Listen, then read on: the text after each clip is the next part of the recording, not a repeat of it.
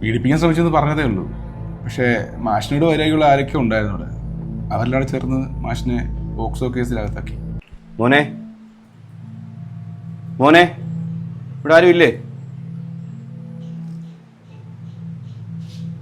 ആരായിരുന്നു? ഞാൻ ഉദയൻ, കാമ്പൗണ്ട് സ്കൂളിലെ മലയാളം അധ്യാപകനായിരുന്നു. അയ്യോ, ഉദയൻ മാഷോ? എത്ര കാലമായി മാഷിനെ കണ്ട്. വാ.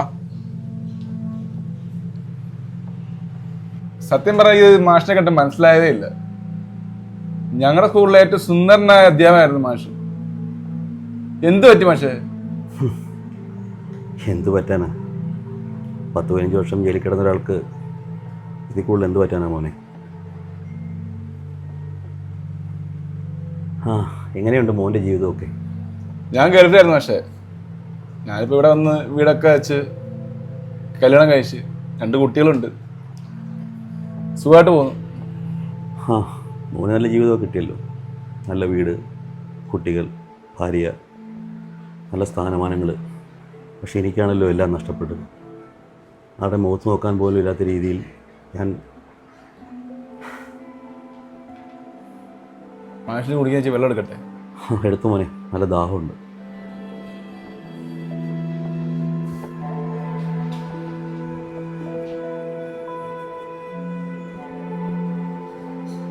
എടി, കുറച്ച് വെള്ളം എടുത്തേ.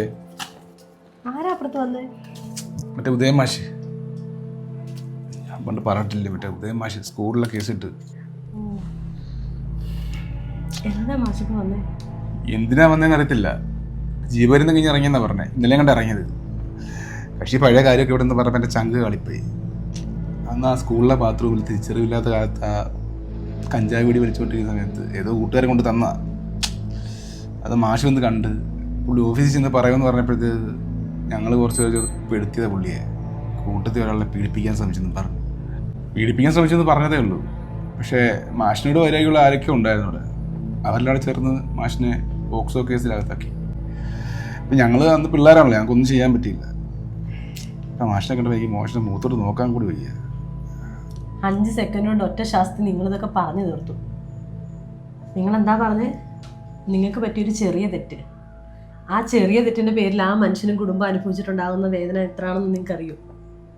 15 വർഷം ഒരു നിസ്സാരമല്ല. 15 വർഷക്കാലം മാഷിൻ്റെ ഭാര്യ, കുട്ടികൾ, സമൂഹത്തിൻ്റെ മുന്നിൽ അവരനുഭവിച്ചിട്ടുള്ള വേദന നിങ്ങൾ എപ്പോഴെങ്കിലും അതിനെക്കുറിച്ച് ആലോചിച്ചിട്ടുണ്ടോ? നമ്മുടെ കുട്ടികളൊക്കെ നല്ല സുഖമായിട്ടാണ് ജീവിക്കുന്നത്. ഈ പറയുന്ന നിങ്ങളോ സുഖമായിട്ട് തന്നെയല്ലേ ജീവിക്കുന്നത്?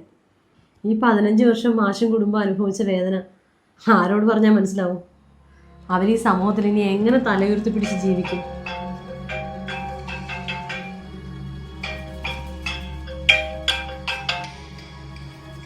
പറയടാ. നമ്മുടെ ഉദയൻ മാഷ് മരിച്ചു വീടാ. എന്ത്? നമ്മുടെ സ്കൂളിൽ മലയാളം പഠിപ്പിച്ചിരുന്നില്ലേ? എടാ, നീ എന്തോടാ പറയുന്നേ? ഉദയൻ മാഷല്ലേ ഇവിടെ ഇരിക്കുന്നത്? എടാ, മാഷ് എങ്ങനെ അവിടെ വരും? ഞാനിപ്പോൾ അങ്ങോട്ട് ബോഡി കൊണ്ട് ഇറങ്ങിയുള്ളൂ. 10 മിനിറ്റ് ആയുള്ളൂ. തൂങ്ങിയതായിരുന്നു, പരോളിലായിരുന്നു. ഇന്നലെ ഇറങ്ങി. എടാ, നീ എന്തിനു പൊട്ടത്തരാ പറയുന്നേ? ഉദയൻ മാഷ് തൂങ്ങിന്നോ? ഉദയൻ മാഷിലൂടെ ഞാനിവിടെ.